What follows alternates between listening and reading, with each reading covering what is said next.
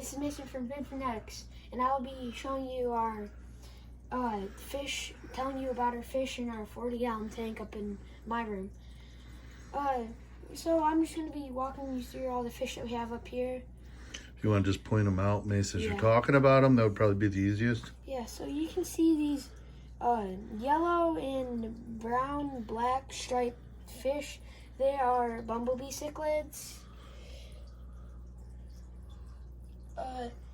And then you can see this other yellow fish. It is an electric yellow lab. Those things are pretty common. And then if you look over here, this is a red zebra cichlid. We got one of those down in the tank. How are their temperaments, Mason? Very aggressive. And yeah. Would you classify them as jerks? Sometimes. Yeah. It can be.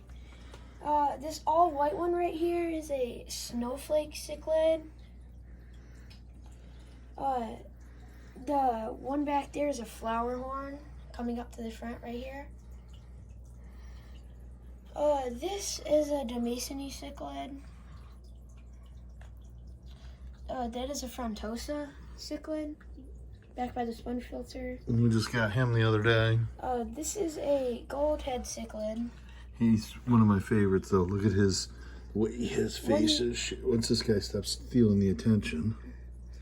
When he gets older, his head is gonna get all yellow and gold. Yeah, his whole front head will be completely solid gold.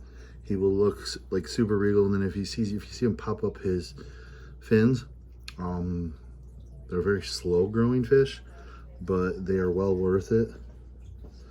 All right, and then you can see we have an angelfish up in this tank. It was getting beaten up in the tank in our family room, so we decided to maybe try moving it up here. And ever since he's got nipped at once in a while when he's been in here when we first put him in, but no one really messes with him. He's usually off doing his own thing. So I think that's about it. Any struggles, anything that you've had to kind of battle, or anything that you realized by keeping a tank up here in your room that you realized became a problem, you kind of had to change what you were doing? Yeah, like we had kind of had an algae problem. Okay. The light was kept on for a while, just continuous. Like I turn it off once in a while, but I turn it on for a while and just leave it on. And I guess that it was making algae a lot in the tank. And you can see we kind of got it under control now. Yeah, just limiting the light time, and I mean, this is kind of an ever-changing tank. The reason I'm saying that is you got this guy here. It's obviously, it's going to be obvious that, I mean, it's a temporary thing for this guy, the Flowerhorn. And I say that just because, I mean, he's got just a rare temperament right now. That's why the other one we have downstairs is in a tank by himself. They're very aggressive, and they're usually a one fish tank, but yeah, no, for right now he's behaving. As he gets bigger, he's gonna get more aggressive, and we're probably gonna have to move him. But all these guys here, it's kind of a grow out tank, because Mason's just trying to grow and see if he's got a breeding pair possibly, and then we can separate them, move them to their own tank, and kind of start raising some lines there. This guy's kind of interesting right here. Tell a story about how you found him. I like this story, and I think he's kind of cool. If you see, he's a little different looking. If you see, his mouth is on the bottom. He was just thrown in at where at?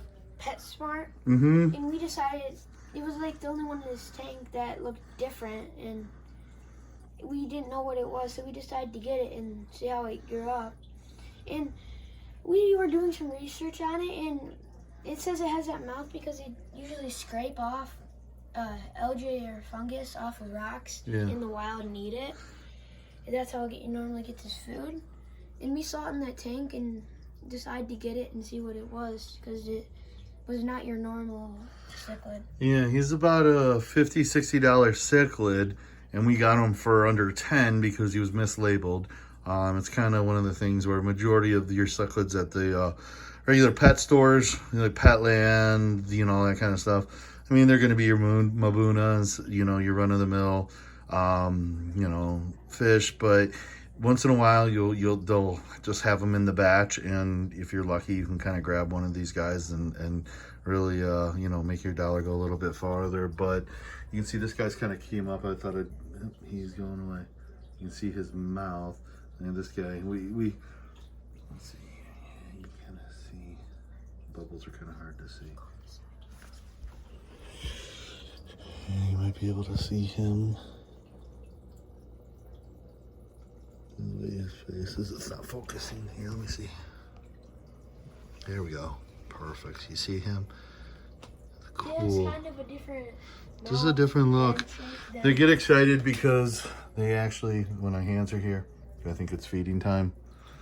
We have been super feeding these guys, which means we've been feeding them 2-3 times a day, and just to get them to get a lot of protein in and to get them big fast. And then we'll slow down those feedings as they get older, just because it'll build up too much ammonia in the tank because it won't eat as much. But for right now, that's Mason's tank up here. He's kind of choosing what he wants to add in here as they grow up. But we have another fish in here, and he's a loach, but he tends to hide.